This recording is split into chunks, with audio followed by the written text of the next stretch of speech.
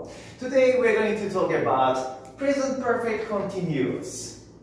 And in this verb tense, we're going to be using, after the subject, we use have, has, been and verb ing. Evet, bu verb tensimizde yardımcı fiil olarak have ya da has, yani I, you, they ya da çoğullarda have, üçüncü tekillerde he, she, it ya da işte özel isimlerde has kullanıyoruz ve ardından been ve verb to getiriyoruz.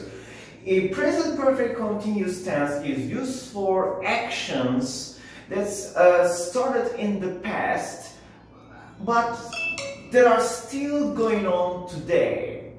So in Turkish, present continuous tense'i geçmişte başlayıp ve şu anda hala devam ediyor olan action verb'lerle kullanıyoruz. Yani şu zamandan beri okula gidiyorum, şu saatten beri çalışıyorum ve bu present continuous tense ile ilgili örnekler görürken şu kadar zamandır ve şu saatten ya da şu zamandan beri, yani o dır ve beri anlamına gelen for ve since örneklerinde bol bol göreceğiz. Okay, let's start to have a look, start a look at the examples here. I have been living. As you see, have has been verb ing, and in this one, I have been living. I have been living in Çanakkale for 10 years.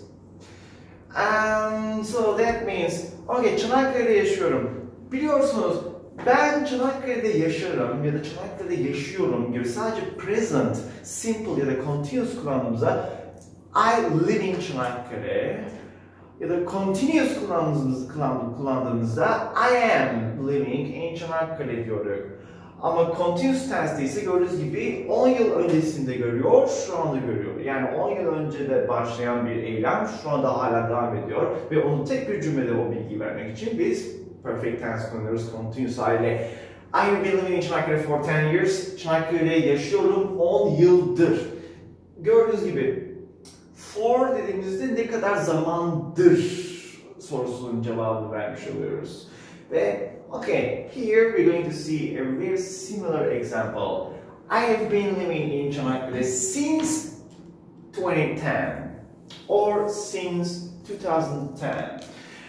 Okay, Çanakkale'de yaşıyorum. Bu sefer ne kadar süredir olduğunu değil, o olayın ne zaman başladığını. So when we use for, we put how long has that been action going on, and we just put the amount of time, like we put the duration.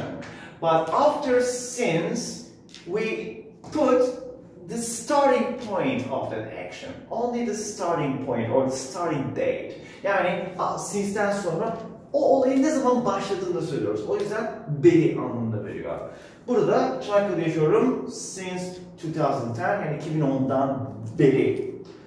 Next one, we have been studying English for 3 hours. İngilizce çalışıyoruz 10 saattir. Pardon, 3 saattir.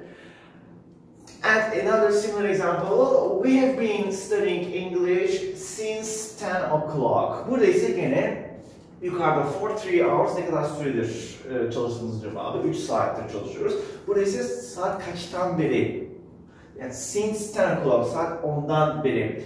Ve burada fark ettiyseniz I have been, we have been ikinci örneklerde böyle kısaltma yaptım. So these are the contraction forms of this present perfect tense, okay? So instead of putting this have, we just put a contraction like we, I have, we have. And when we are, speaking, you can also contract it like I've been, okay? I've been living, we've been studying. And my father has been swimming for almost an hour. Okay, before we talk about this one, I want to point out this use of has. As you see, have is for the first and second and plural pronouns and subjects. But has is for third are singular. He, she, it, or let's say my father, Jason, my mother, and so on. So my father has been swimming for almost an hour. Okay, babam yüzüyor. Ne kadar zamandır? For almost an hour. For an hour deseydi sadece bir saattir olurdu. Ama almost an hour, almost burada yaklaşık bir saattir ya da neredeyse bir saattir. Babam neredeyse bir saattir yüzüyor. My father has been swimming for almost an hour. And Beste has been going to that course for 2 years. Beste o kursa gidiyor 2 yıldır. I am too tired. I've been running for over an hour. Okay, burada ne diyor? Aşırı yorgunum. Evet, I am too tired. Bunu bir sonraki derste to'nun kullanımını daha çok göreceğiz. To biliyorsunuz aşırı anlamına geliyor. I am too tired. Aşırı yorgunum. I've been running for over an hour. Koşuyorum. Ne kadar zamandır? For over an hour. Buradaki over kullanımı daha biliyorsunuz over üzerinden anlamına geliyor. Burada ise daha fazla anlamında yani more than anlamında kullanılmış. Over an hour'da evet aşırı yorgunum. Bir saatten fazladır koşuyorum. What about the question form? Sometimes we ask questions like so how long we have been or you have been or that person has been doing that action. Bazen ne kadardır okula gidiyorsun, ne kadar zamandır şunu yapıyorsun, ne kadar zamandır bunu yapıyorsun şekilde sorularda soruyoruz. Ve tabii ki de bir şeyi ne kadar süredir yaptığını sormak için tabii ki de how long sorusunu kullanıyoruz. How long. Ve gördüğünüz gibi question form, in the positive form, we just put the subject and the helping verb have or has, then being plus verb ing. But in the question form, before the subject, we use the helping verb have or has. So, how long have you been coming to this course? Sen bu kursa ne kadar zamandır geliyorsun? How long have you been coming to this course? Or, how long have you been living in this town? Sen bu kasabada ne kadar zamandır yaşıyorsun? How long have you been living in this town? And you're out of breath. Have you been running? And different from these two examples, have you been running is a yes-no question. So I didn't use any question word or phrase like how long or what time or when or whatsoever. So instead, I just say, have you been running? Just like saying, are you running now? Oh yes, I am running. But have you been running is the perfect tense use of this question form. Okay, have you been running? So you're out of breath. Yani, nefes nefese kalmışsın, nefesin kesilmiş. Koşuyor musun ya? Koşuyor muydun? Okay, have you been running? Alright, so we're going to see one more use of this present perfect continuous tense with another time expression.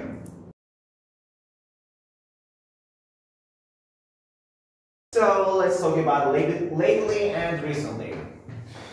Lately and recently are synonyms. Yani lately and recently zarfları eş anlamlı kelimeler. So they mean very recent past or these days. Yani çok yakın geçmiş zamanlarda, yani son zamanlarda ya da bugünlerde. Yani son zamanlarda. So we added these two words here in this lesson because they are frequently used with present perfect tense. For example, she has been taking piano lessons recently. Before we talk about recently, I want to point out this contraction here. Normally it is has, right? Has, but sometimes just like we contract have like apostrophe and we, like I've or we have, and has can be contracted as S, okay? She's been taking piano lessons recently. So all son zamanlarda piyano dersleri alıyor. And she hasn't been studying much lately. So I think this is the first time you've seen this present continuous form in the negative way. For example, has becomes hasn't, have becomes haven't, like have not or has not. She hasn't been studying much lately. O son zamanlarda çok çalışmıyor, pek çalışmıyor. She hasn't been studying much lately. And I've been watching, again, to contract the form, I've been watching BBC documentaries recently. Son zamanlarda BBC belgeselleri izliyorum. So this is how we use present perfect continuous tense. But before we finish, I want to point out two words that we don't usually use in the continuous form. We don't usually use the continuous form with the verbs have and know. Okay, bu sahip olmak anlamına gelen have ve tanımak, bilmek anlamına gelen know fiillerini biz continuous olarak pek kullanmayız. İster past continuous, ister present continuous ya da present perfect continuous.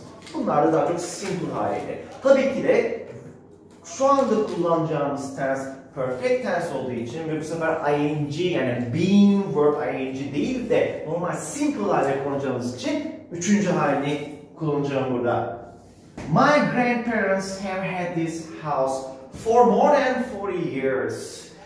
Benim büyük annem ve büyük babam bu eve sahipler.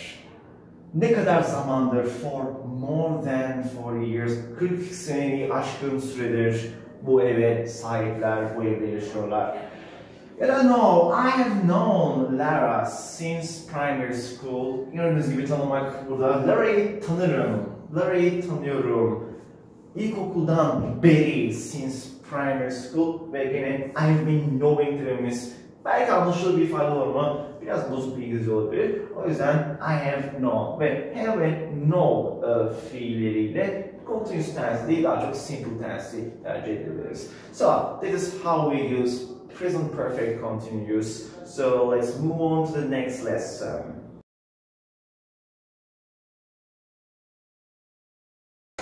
To and enough. Okay, to means aşırı, enough means yeterli, yeterince. Okay, so we use these words to and enough for making sentences like o basket oynamak için çok kısa ya da o basket oynamak için yeterince uzun değil gibi cümleleri de kullanıyoruz. Ve birinci yapıya bakalım. To adjective, to verb. Bu yapıyı yani to sıfat ve to verb. With to verb yani to go, to want, to see gibi örnekleri zaten burada hep göreceğiz. Ama bu kısım biraz değişecek. Mesela birinci örnekte to sıfat ve to verb. Şimdi örneklerde daha iyi anlayacağız. I am too tired to go out. I am staying home. Gördüğünüz gibi burada diyor ki I am too tired. Aşırı yorgunum. Ne yapmak için? To go out. Yani dışarı çıkmak için aşırı yorgunum. Yani dışarı çıkamayacak kadar yorgunum. Evde kalıyorum bu akşam. I'm staying home.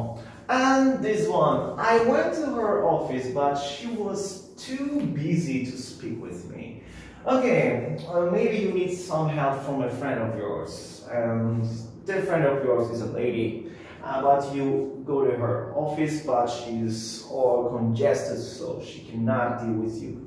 So you say, okay, then you are talking to another friend of yours, saying, oh, did you see Sandy? Did you get some help from her? Then you say, oh yeah, I went to her office, but she was too busy to speak with me. Onun ofisine gittim, bu sefer geçmiş zaman kullanıyorum. I went to her office, onun ofisine gittim. Fakat o çok yoğundu, aşırı meşguldü, benimle konuşamayacak kadar. Yani benimle konuşmak için biraz fazla meşguldü. She was too busy to speak with me. Yani too, adjective, to verb. Too busy to speak. Or, it's 11 o'clock. It's like 11 p.m., okay? 11 at night. It's 11 o'clock. I think it's too late to call him now. Saat gecenin 11'i. Şu anda saat 11. Bence şu anda onu aramak için biraz çok geç. Aşırı geç. It's too late to call him. And it's a very common expression, too late to do something. It's like too late to apologize, too late to be a good student. Actually, this not a good example. It's never too late to be a good student, right? Okay, çok geç bir şey yapmak için çok geç anlamına geliyor. Too late to do something. Another one, it's only 20 degrees Celsius. Okay. Hava dışarısı sadece 20 derece. 20 degrees Celsius.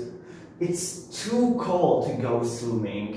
Aynen, yüzmeye gitmek için biraz fazla soğuk. It's a bit, bazen bunu a bit de çok koyuyorlar. It's a bit too cold. Biraz fazla soğuk değil mi? Ya da don't you think it's a bit too cold to go swimming? Yani sence de biraz fazla soğuk değil mi hava? Yüzmeye gitmek için too cold to go swimming. And the second structure is this time adjective enough to verb. Again, to verb remains the same, but here I change adjective enough.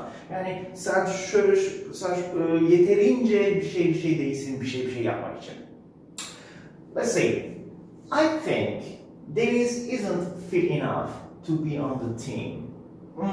Bu sefer gördüğünüz gibi önce sıfat, ondan sonra enough. Yeterince uzun, yeterince fit. Mesela burada yeterince fit. Bence Deniz yeterince fit değil. Ne yapmak için? O takımda olmak için yeterince fit değil. I am good at math, but not good enough to win the Math Olympics. Okay. Evet, matematikte iyiyimdir. I'm good at math, but not good enough. Ama yeterince iyi değil. Ne yapmak için? To win the Math Olympics. Matematikte iyiyim fakat matematik olimpiyatını kazanacak kadar iyi değilim. And I think Doruk isn't tall enough to be on the basketball team. Bence Doruk yeterince uzun değil. He isn't tall enough to be on the basketball team. O basket takımında olmak için yeterince uzun değil. And the last form we can use with to and enough is enough. Noun to verb.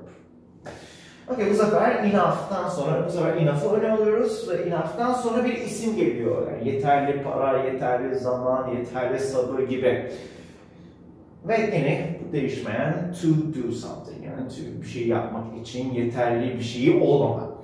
Yeterli bir şey. Bakalım. Okay, we don't have enough time to visit all the museums. For example, you're on a school trip and you want to see all the museums, all the artistic trademarks of that city, but your travel guide or your teacher says, "Oh, I'm sorry guys, but we don't have enough time to visit all the museums." But the good thing is we have visited 3 museums already, so it's better than nothing. Okay, but beside this, we don't have. Neye sahip değiliz? Yeterli zamana. We don't have enough time. Ne yapmak için? To visit. Bütün müzeleri ziyaret etmek için yeterli zamana sahip değiliz. Yani yeterli zamanımız yok. And this one, I don't have enough money to buy those headphones. O kulaklıkları almak için yeterli param yok. I don't have enough time to buy those headphones. Yine yeterli paraya sahip değilim. Ne yapmak için? O kulaklıkları almak için. I don't have enough money to buy those headphones. Okay, so that's it for today. Now let me give you some homework from your coursebook and workbook. Let's start from the coursebook now. Okay, so Junior 3 coursebook, and we're going to do social networking, yani sosyal ağ isimli ünite, Unit 7. Burada sayfa 82'den başlıyor. Burada bir yine klasik vocabulary ve diyalog çalışmalarımıza başlıyor. Diyalogdan ziyade vocabulary kısmında social networking ile ilgili kelimelerle ilgili çalışmaları yapacağız. Burada bazı kalıplar var öğrenmeniz gereken ve ardından bir diyalog örneği ve burada az önce bahsettiğimiz to and enough kullanımıyla ilgili örnekler göreceksiniz. Ardından burada bazı alıştırmalar var aynı konuyla ilgili sayfa 86'da. 87'de bir okuma çalışması var. Buradaki eksik kelimeleri tamamlayacağız parçaya göre. Ardından burada perfect tense konusuna geçiyor. İlk derste anlattığımız perfect tense ile ilgili örnekler göreceksiniz. Örnekler ve alıştırmalar var. Burada yine continuous kullanımla ilgili bir alıştırmamız var. Ve küçük bir reading çalışması daha ve aynı şekilde burada da careful, carefully, nice, nicely, good, well. Burada adjective ve adverb, yani team 1 ve team 2 seviyelerinde zaten görmüş olduğunuz bir konunun bir tekrarı var burada. Sıfat ve zarf kullanımı. Okay, this is the workbook, Junior 3 workbook, and it starts from page 48. Evet, 7. ünite Social Networking ünitesi 40. sayfadan başlıyor. Bir konu açıklamaları var burada ve Perfect Tense ile ilgili örneklerle başlamış ve ardından tabii ki alıştırmalarla devam ediyor. Ve burada sayfa 51'de Vocabulary çalışması var. Burada ise yine Perfect Tense ve hem Perfect Tense hem de ikinci derste bahsettiğimiz to and enough ile ilgili alıştırmalar göreceksiniz sayfa 52'de. Ardından sayfa 53'te bir okuma çalışması var. Mr. Clark'ı tanıtı ve ardından ilgili soruları cevaplayacağınız bir okuma çalışması ve altta da ilgili kelime çalışmasını yapacaksınız. Okay, so that's it for today. So don't forget to wash your hands and stay home, stay safe. So I will see you next week. Bye.